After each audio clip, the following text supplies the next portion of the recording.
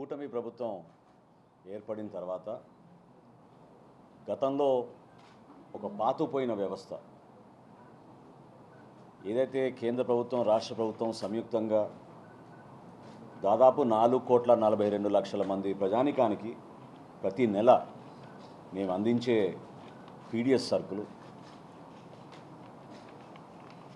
ఆ ప్రక్రియలో భాగంగా నాణ్యత లోపం కావచ్చు లేదా ఒక వ్యూహంతో పక్కదారి పట్టించాలని చాలా లోతుగా వాళ్ళు చేసిన ప్రయత్నాలు వీటన్నిటినీ అధ్యయనం చేసుకుని ఎప్పటికప్పుడు మా సివిల్ సప్లైస్ డిపార్ట్మెంట్ నుంచి అదేవిధంగా మా సివిల్ సప్లైస్ కార్పొరేషన్ నుంచి మాకున్న వెసులుబాటు చట్ట రూపంలో కానివ్వండి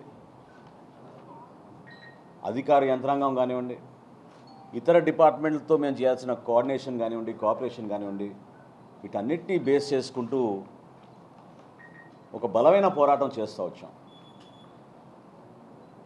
మీ అందరికీ తెలుసు గత సంవత్సరం కాకినాడ పోర్టులో ఏ విధంగా అక్రమ రవాణా జరుగుతుందో దానిపైన అక్కడ లోతుగా అధ్యయనం చేసి అక్కడ క్రిమినల్ కేసెస్ కానివ్వండి ట్రాన్స్పోర్ట్ వెహికల్స్ సీజ్ చేయడం కానివ్వండి చట్టపరంగా మేము తీసుకోవాల్సిన చర్యలు వారిపైన తీసుకుని ఇటువంటి పరిస్థితులు మరి ఇంకోసారి రాకూడదనే ఆలోచనతోటి 3 చెక్ పోస్టులు నిర్మాణం చేసి అక్కడి నుంచి రవాణా అయ్యే ప్రతి సరుకు ఏదైతే ఇతర దేశాలకి వాళ్ళు ఎగుమతి చేస్తున్నారో అందులో ఎక్కడ కూడా మన దేశానికి సంబంధించిన మన పీడిఎస్ రైస్ ఉండకూడదనే ఆలోచనతోటి తనిఖీలు చేసుకుంటూ మేము ఆ కార్యక్రమం చేసుకుంటూ వస్తున్నాం. కూటమి ప్రభుత్వం ఏర్పడినాక ఇప్పుడు వరకు 14 నెలల్లో 5,65,000 క్వింటాళ్ళు బియ్యం మేము స్వాధీనం చేసుకున్నాం. దీని ధర దాదాపు 245 కోట్ల రూపాయలు. ఇది గత ప్రభుత్వంతో పోలిస్తే 5 సంవత్సరాల్లో కూడా వాళ్ళు ఈ విధమైన చర్యలు తీసుకోలేదు. 5 సంవత్సరాల్లో మొత్తం వాళ్ళు చేసింది 5,30,000 క్వింటాల్. దాదాపు 230 క్రిమినల్ కేసెస్ పెట్టాం. చాలా చోట్ల కోర్టులో ఈ పోరాటం జరుగుతోంది. ఈ అవగాహనలో మాకు అర్థమైంది ఏంటంటే విశాఖపట్నం నుంచి కూడా చాలా సందర్భాల్లో ఇటువంటి కార్యక్రమాలు జరుగుతున్నాయని మా దృష్టికి వచ్చినప్పుడు గతంలో కూడా నేను కంటైనర్ పోర్ట్ సందర్శించాను. జేసీ గారు ఉన్నారు అప్పుడు. ఆ రోజు కూడా మేము హెచ్చరించాం అందరికీ. మేము చేసే ఈ ప్రక్రియ ఎక్కడ కూడా సక్రమంగా న్యాయబద్ధంగా వాళ్ళు చేసుకున్న వ్యాపారంలో ఎక్కడ కూడా మేము అడ్డుపడం. కానీ మన దేశ సంపద మన కేంద్ర రాష్ట్ర ప్రభుత్వాలు కలిసి ఇంత భారీ స్థాయిలో డబ్బులు వెచ్చించి దాదాపు 46 రూపాయల కిలో బియ్యం మనం ప్రతి నెల సరఫరా చేస్తున్నప్పుడు ఈ విధంగా అవగాహన లేకపోవడం వలన స్థానికంగా ఉన్న కొన్ని సమస్యల వలన లేదా ఇందాక నేను అన్నట్టు పాతుపోయిన ఒక మాఫియా వలన ఒక మార్పు తీసుకురావాలనే తపనతోటి మేము కొన్ని సంస్కరణలు తీసుకొచ్చాం. గతంలో మేము ఒక లారీని ఆపి అందులో ఉన్న బియ్యాన్ని మేము పరిశీలించి మాకు కూడా ఒక వ్యవస్థ ఉంది. ట్రైనింగ్ అయిన టెక్నికల్ అసిస్టెంట్లు ఉంటారు, సీనియర్ అధికారులు ఉంటారు. సీజ్ చేసిన శాంపుల్ని మేము ల్యాబ్కి పంపించి ల్యాబ్ రిపోర్ట్ వచ్చే వరకు వెయిట్ చేయాల్సి వచ్చేది. దీని గురించి మేము కొంచెం లోతుగా అధ్యయనం చేసి ఏ విధంగా మేము క్విక్ రెస్పాన్స్ చేయగలుగుతాం. ఎందుకంటే కస్టమ్స్ అధికారులతోటి విశాఖపట్నం పోర్ట్ అధికారులతోటి ఇక్కడ ఏర్పాటు చేసిన ఈ లాజిస్టిక్స్ హబ్లో ఉన్న యాజమాన్యంతో మేము అనేక సందర్భాల్లో సమావేశం నిర్వహించినప్పుడు బిజినెస్ ఆటంకం కలగకుండా దయచేసి మీరు మాకు సహకరించమని వాళ్ళు కోరినప్పుడు తూచా తప్పకుండా దాన్ని పాటిస్తాం. ఎక్కడ కూడా మీకు మీ బిజినెస్ వ్యాపారాల్లో ఇబ్బంది కలగకుండా విశాఖపట్నానికి చెడు పేరు రాకుండా చూడాలనే మా ప్రయత్నం. ఎవరైతే ఇటువంటి కార్యక్రమాల్లో పాల్గొంటున్నారో వారిపైన మాత్రం కఠినంగా వ్యవహరిస్తాం. ఎన్ఫోర్స్మెంట్ అనేది మా డ్యూటీ, ఖచ్చితంగా ఎన్ఫోర్స్మెంట్ చేస్తాం. అందులో భాగంగా నిన్నటి నుంచి విశాఖపట్నంలో 3 చెక్ పోస్టులు ఏర్పాటు చేయడం జరిగింది.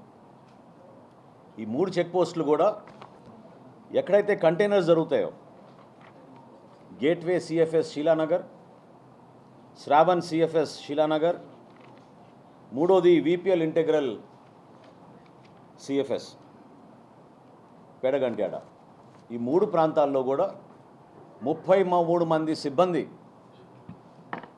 సిబ్బంది కొరత కూడా ఉంటుందనే భావన మా జేసీ గారు, కలెక్టర్ గారు చెప్పినప్పుడు కమిషనర్ గారు ఇమీడియట్గా స్పందించి స్థానికంగానే మీరు హైర్ చేసుకోవచ్చు అనే ఉత్తర్వులు జారీ చేశారు. సో 3 షిఫ్ట్లు 24 గంటలు కూడా పర్యవేక్షించే విధంగా 33 సిబ్బందిని మేము ఈ రోజున ప్రత్యేకంగా ఈ ఎన్ఫోర్స్మెంట్ కోసం, ఎందుకంటే రాష్ట్రాల పేరు నేను చెప్పను కానీ ఇతర రాష్ట్రాల నుంచి తరలి వస్తున్న సరుకును కూడా మనం ఖచ్చితంగా సూక్ష్మంగా చూడాలి. ఎందుకంటే మన ప్రాంతాన్ని నుంచి ఎగుమతి అవుతున్నప్పుడు మనకు ఆ చెడు పేరు రాకూడదు.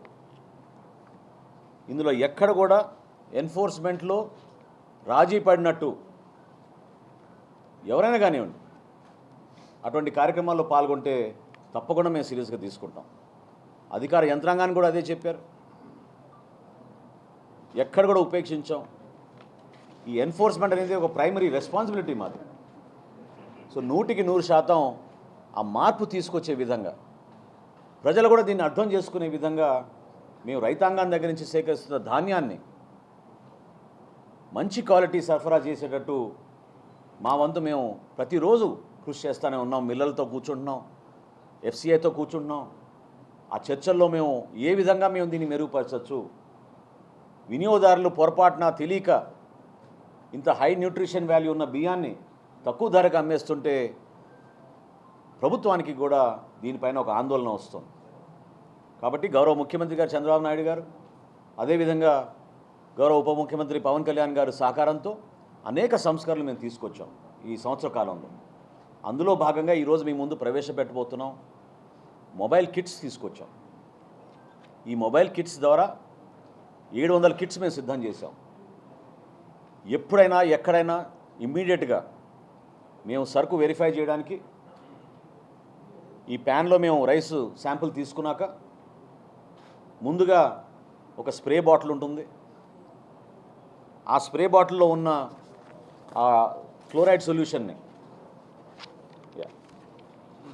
హైడ్రోజన్ క్లోరైడ్ సొల్యూషన్ని ముందు స్ప్రే చేసి దాని తర్వాత పొటాషియం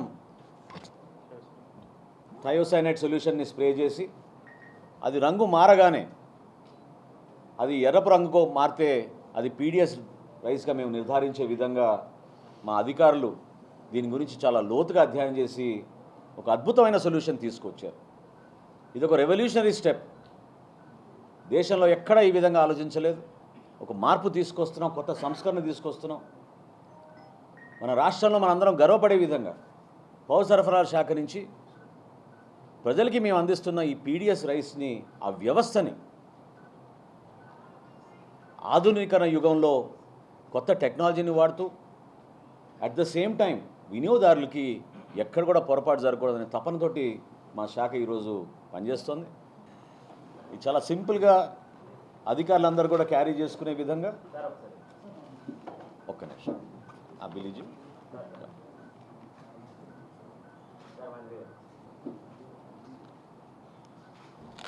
సో లోపల మీకు బేసికల్గా ఈ ప్యాన్ ఉంటుందండి. ఈ ప్యాన్లో రైస్ తీసుకుని 5 grams రైస్ తీసుకుంటారు. తీసుకున్న తర్వాత ఇక్కడ మీకు ఈ 2 సొల్యూషన్స్ కూడా దీంట్లో రెడీగా ఉంటాయి. ఇది మామూలు సింపుల్గా మనం ఏ విధంగా స్ప్రే చేసుకుంటాం ఆ విధంగా స్ప్రే చేస్తే మనకి ల్యాబ్ క్వాలిటీ టెస్టింగ్ జరిగిపోతుంది. భారీ ఎత్తున క్వింటాళ్ళు లారీలు అవి సీజ్ చేసినప్పుడు ఇమ్మీడియట్గా వాటిని సీజ్ చేసేసుకుని మేము స్థానికంగా ఉన్న ఆ మెటీరియల్ని జేసీ గారి ఆధ్వర్యంలో దానికి ప్రొసీడింగ్స్ ఇచ్చేసి దాన్ని మేము ఇమ్మీడియట్గా ఎన్ఫోర్స్మెంట్ ద్వారా సీజ్ చేసే అవకాశం ఇప్పుడు కలుగుతోంది రాష్ట్ర వ్యాప్తంగా ఈ మార్పు వలన.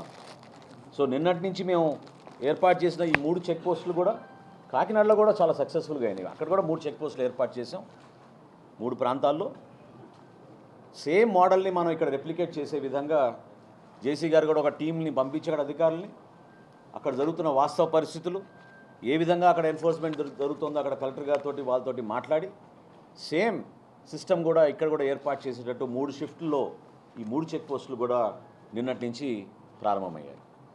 సో రాబోయే రోజుల్లో ఉక్కుపాదంతో ఖచ్చితంగా ప్రజలకి అంకిత భావంతో పనిచేసే ఒక కార్యాచరణ, ఎక్కడ కూడా పొరపాటు జరగకుండా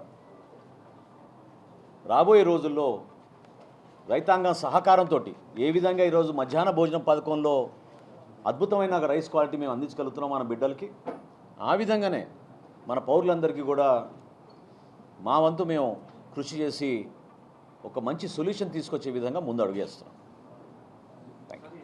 కాకపోతే అంటే ప్రీవియస్ బియ్యం ఇంత న్యూట్రిషన్ వాల్యూస్ ఉన్నాయి, ఇంత మంచి బియ్యం ఇంత ప్రభుత్వంలో అందిస్తుంది అనేది ప్రజల్లోకి ఆ స్థాయిలో ఎందుకు తీసుకెళ్ళలేకపోతున్నారు? చాలా మంది ఇప్పటికి కూడా ఆ రైస్ మీద అవగాహన లేకే చాలా మంది రిటర్న్ ఇచ్చే పరిస్థితి, అంటే అంగన్వాడీ సెంటర్లో కానీ లేకపోతే ఇంకే విధంగా కానీ అవగాహన అనేది చాలా వరకు లేదు అనేది బయట కూడా ఉంది ప్రజల్లో ఈ పీడిఎస్ బియ్యం మీద. దానిపైన ఎప్పుడు చర్య తీసుకోవాలి?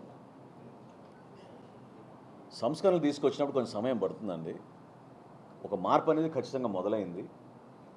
చాలా లోతుగా అధ్యయనం చేసి అంతర్జాతీయ సంస్థలతో మన కేంద్ర ప్రభుత్వం ఏ విధంగా న్యూట్రిషన్ వాల్యూ పెంచాలి, ప్రతి మానవుడికి ఏ విధంగా మనం ఉపయోగపడగలుగుతాం భారతదేశంలో ఆలోచించి ఈ ఫార్టిఫైడ్ రైస్ కర్నల్స్ అంటారు, ఎఫ్ఆర్కే అంటారండి, వాటిని 1% ప్రతి బస్తాలో కూడా కలుపుతాం. దాంట్లో అనేక వైటమిన్స్ ఉంటాయి. మన బాడీకి ఉపయోగపడే ఆ కర్నల్స్ని తెలియక కొంతమంది ప్లాస్టిక్ రైస్ వచ్చిందనే భావన వ్యక్తపరుస్తూ ఉంటారు. కానీ వాస్తవం ఏంటంటే బియ్యంతో పాటు 100 కిలోల బియ్యంలో 1 కిలో ఫార్టిఫైడ్ రైస్ కర్నల్స్ కలుపుతాం. పౌష్టికాహారం పెంచడానికి కోసం మనకు రావాల్సిన న్యూట్రియంట్స్ ఉండాలనే ఉద్దేశంతో కేంద్ర ప్రభుత్వం అందిస్తున్న గైడ్లైన్స్ ప్రకారంగా ఇది జరుగుతుంది. ఇది రాష్ట్ర ప్రభుత్వం కేంద్ర ప్రభుత్వం సంయుక్తంగా చేసే కార్యక్రమం. సో ఖచ్చితంగా మీ సలహాలు సూచనలు ఇందులో కరెక్ట్. రాబోయే రోజుల్లో కూడా నేను ఇంకో మాట ఇస్తున్నాను, మీకు బహిరంగానే చెప్తున్నాను. నేను ఈ సంవత్సరం నుంచి ఖచ్చితంగా మీరు క్వాలిటీ కూడా చూస్తారు, మీరు మెరుగుపడే విధంగా. సో ఆ మెరుగుపడిన బియ్యాన్ని మేము ప్రజలకు అందిస్తున్నప్పుడు ఈ ఒక సిస్టమేటిక్ క్యాంపెయిన్ ఒకటి తీసుకెళ్ళి ప్రజలకు అవగాహన కలిగే విధంగా తప్పకుండా మేము ఆ కార్యాచరణ రూపొందిస్తాం. See, today we have distributed smart rice cards also. For the first time, these rice cards have QR codes also. So we are able to get technical data on a real-time basis now. We know exactly where you have gone and taken your ration, from which shop, and how much has that fair price shop dealer has drawn stocks from us. And we can immediately tally. దీంతో పాటు మీరు అడిగిన ప్రశ్నకి 4,42,00,000 మందికి లబ్ధిదారులకి ఈ కార్డులు సరఫరా జరిగిపోయినాయి. రాబోయే రోజుల్లో మేము ఈ టెక్నాలజీని ఉపయోగించుకుని ఖచ్చితంగా ఈ రోజు వరకు 89% మాకు ప్రతి నెల వినియోగిస్తున్నారనే విషయం మాకు టెక్నికల్గా వస్తున్న సమాచారం. ఈ 11% వాళ్ళు ఊర్లో లేకపోవడం వలన లేదా ఏమైనా వినియోగించుకోవడం లేదా కొంతమంది రైస్ కార్డుని ఐడి కార్డులుగా మార్చేసుకున్నారు కాబట్టి ఎక్కువగా దానిపైన ఆధారపడుతున్నారు కాబట్టి అది కూడా మాకు ఒక సమస్య. ఎందుకంటే 5 కోట్ల జనాభాలో ఈరోజు 4,42,00,000 మందికి రైస్ కార్డ్స్ ఇచ్చామంటే దాని వెనక ఒక సోషల్ కాజ్ కూడా ఉంటుంది. ప్రభుత్వ పథకాలు రావేమో అనే ఒక ఆందోళనతో చాలామంది ఆ కార్డ్స్ కూడా ఉంచుకోవచ్చు. కొన్ని సంస్కరణలు ఇంకా మేము ఇంప్లిమెంటేషన్ స్టేజ్లో తీసుకొచ్చే దిశలో ఉన్నాం కాబట్టి నేను పూర్తిగా మీతో షేర్ చేయడం లేదు. ఉదాహరణకి మేము ఆల్రెడీ ఒక సంస్థతో మాట్లాడుకొని ఆర్టిఫిషియల్ ఇంటెలిజెన్స్ ద్వారా కెమెరాస్ పెట్టాం. మాకు క్లియర్గా ఏ లారీ వస్తుంది, దాని నంబర్ ఏంటి, ఎంత సరుకు వచ్చింది, ఎంత సరుకు బయటికి వెళ్ళింది అనేది ఇంక్లూడింగ్ ఫేస్ రికగ్నిషన్ టెక్నాలజీని మేము రెడీ చేసుకున్నాం. దాన్ని రోల్అవుట్ చేయాలి, ఫేజ్ వారీగా రోల్అవుట్ చేస్తాం. ముందు మా గోడౌన్స్లో చేసాం, నెక్స్ట్ స్టెప్ మేము రేషన్ షాప్స్లో చేస్తాం. అంటే మేము ఎప్పుడు కూడా ఇంటర్వెన్షన్ ప్రైసింగ్ అని పెట్టుకుంటామండి. గౌరవ ముఖ్యమంత్రి గారు ఒక మంత్రుల సంఘం ఉపసంఘం ఏర్పాటు చేశారు. మా డ్యూటీ ఏంటంటే దాదాపు 34 కమోడిటీస్ని మేము మానిటర్ చేస్తాం. ఎప్పుడైతే సామాన్య వినియోగదారుడికి ఇబ్బందికరమైన పరిస్థితి మార్కెట్లో వచ్చిందో ప్రభుత్వం నుంచి మేము ఇంటర్వ్యూన్ అవుతాం. పామాయిల్ కానివ్వండి, కందిపప్పు కానివ్వండి, ఇతర సరుకులు కానివ్వండి, ఎప్పటికప్పుడు మేము ఇంటర్వెన్షన్ ప్రైసింగ్ పెట్టుకున్నాం. ఆ బ్యాండ్ ప్రకారంగా మేము నడుచుకుని వినియోగదారులకు ఇబ్బంది కలగకుండా రాష్ట్రంలో మేము ఆ ఇన్ఫ్లేషన్ రేట్స్ కూడా పెరగకుండా చూసుకునే బాధ్యత మాది. దాని ప్రకారం చేసుకుంటారు. దయచేసి మీరు నంబర్ నోట్ చేసుకోండి, 1967 టోల్ ఫ్రీ నంబర్ రెడీగా ఉంది, ఎప్పటి నుంచో అందుబాటులో ఉంది, కాల్ సెంటర్ ఉంది. ఏమండి కొంచెం ఇది కూడా చూడాలండి. ప్రతి రైస్ కార్డు వెనకాల ఆ నంబర్ చాలా బోల్డ్గా రాసి ఉంటుంది. మీకు ఎటువంటి హెల్ప్ లైన్ కావాలన్నా కస్టమర్ హెల్ప్ లైన్ లాగా మేము ఏర్పాటు చేసాం. అదే కాకుండా మన మిత్ర యాప్ ద్వారా మీరు పీజీఆర్ఎస్ కూడా వెళ్ళాల్సిన అవసరం లేదు. డైరెక్ట్గా మా కమిషనర్ గారికి, మా ఎండీ గారికి మీరు ఎప్పుడైనా సరే ఎటువంటి సమాచారం అయినా మీరు పంపించాలనుకున్నా మీరు పంపించవచ్చు, రెస్పాండ్ అవుతాం. అంటే కొన్ని జిల్లాల్లో మొబైల్ టవర్స్ మాకు అందుబాటులో లేని జిల్లాలో కొంచెం సమస్య వచ్చిందండి. దానిపైన చాలా లోతుగా 140 మొబైల్ టవర్స్ ఐడెంటిఫై చేసాం. సీఎం గారి దృష్టికి కూడా తీసుకెళ్ళాం, ఆయన కూడా ఆర్డర్స్ ఇచ్చారు. నాకు తెలిసినంతవరకు ఏఎస్ఆర్ జిల్లాలోనూ కొన్ని మాన్యం జిల్లాలో ఉన్న కొన్ని ప్రాంతాల్లో జరిగిన విషయం మా దృష్టికి వచ్చింది. మేము కూడా వెళ్ళాం ఫీల్డ్లో. సో ఇమీడియట్గా దాన్ని రెక్టిఫై చేసాం. I think by this month end అది కంప్లీట్గా క్లియర్ అయిపోతుందండి. Complete clear. మాకు ఒక వెల్ ఎస్టాబ్లిష్ సిస్టమ్ ఉందండి. ప్రతి నెల 1వ తారీఖు నుంచి 15వ తారీఖు వరకు మేము సరఫరా చేసిన తర్వాత 20 తారీఖు నుంచి 25వ తారీఖు వరకు మేము మొత్తం ట్రాన్స్పోర్టేషన్ చేస్తామండి. ఇందులో మీరు అన్నట్టు స్టేజ్ 1 ట్రాన్స్పోర్ట్, స్టేజ్ 2 ట్రాన్స్పోర్ట్ కూడా ఉంటాయి. ఆ లోపాలు కానీ ఏమైనా సమస్యలు కానీ వస్తే ప్రత్యేకంగా కొన్ని ప్రాంతాల్లో మాకు కొంచెం సమాచారం వస్తుంది, దాన్ని ఇమీడియట్గా మేము రెక్టిఫై చేస్తున్నాం. నేను ఇందాక అన్నట్టు నేను కొన్ని సంస్కరణ టెక్నాలజీ పరంగా మేము చాలా లోతుగా వెళ్ళామండి. It will take some time, 2-3 months at the most, but we'll put everything in place. Any rice with fortified rice kernel is the property of the government of India. So we are not going to accept such export of such commodities. I am very clear about it. We will enforce very firmly. That is the property of the government of India. It's our duty to enforce. We will ensure. This is meant for the people of India, not for other countries. We will take care of that. ఇప్పుడు శ్రీకాకుళం వెళ్తున్నాం. I will announce there. రాష్ట్ర చరిత్రలో ఏనాడు లేని విధంగా ధాన్యం కొనుగోలు చేయబోతున్నాం. అది మీ అందరికీ కూడా శ్రీకాకుళంలో అనౌన్స్ చేస్తాం. Thank you. మీ అందరి సహకారంతో ఎక్కడ కూడా అటువంటి గ్యాప్స్ ఉండవు. ఎందుకంటే ప్రతిరోజు దాదాపు గంటన్నర సేపు మేము పత్రికల్లో వస్తున్నాం, వివిధ వార్తలు జిల్లా నుంచి వస్తున్న సమాచారం బేస్ చేసుకుని ఇమ్మీడియట్గా రియాక్ట్ అవుతున్నాం. గ్యాప్స్ ఉంటాయి, ఎందుకంటే ఒక మెకానిజం మనం కొత్తగా రోల్ అవుట్ చేస్తున్నప్పుడు చిన్న గ్యాప్స్ ఉంటాయి. ఆ గ్యాప్స్ని మేము ఖచ్చితంగా నివారిస్తాం. ఉన్నాయి. 93% అయింది ఈరోజు ఒక్క నిమిషం, ఈ రోజు వరకు అండి రాష్ట్రంలో ఇందాక నేను చెప్పినట్టు 93% పూర్తి చేసాం. 93% we have done smart rice cards. 93%. It's an amazing experience that we have gone through. ఎందుకంటే దేశంలోనే మొట్టమొదటి రాష్ట్రం ఆంధ్రప్రదేశ్ 96.5% ఈకేవైసీ నమోదు చేసుకున్న రాష్ట్రం. సో అందులో భాగంగా మేము ఇప్పుడు డిస్ట్రిబ్యూట్ చేసిన స్మార్ట్ రైస్ కార్డ్స్ కూడా ఈ రోజు వరకు 93% పూర్తయినాయి. Thank you.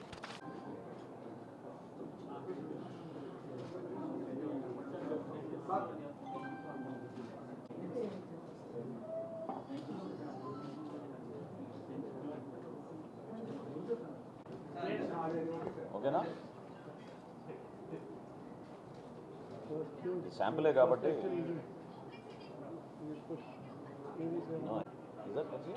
यहाँ पे डालिए. చూడండి పింక్ అయిపోయింది.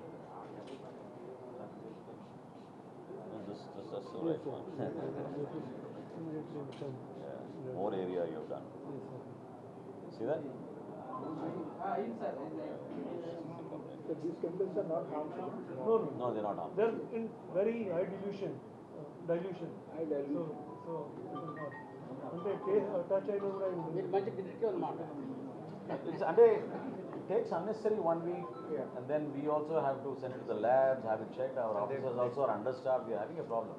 So this is a great solution. manager quality, sir. Well done. No, many initiatives. Yes, taken. thank you very much.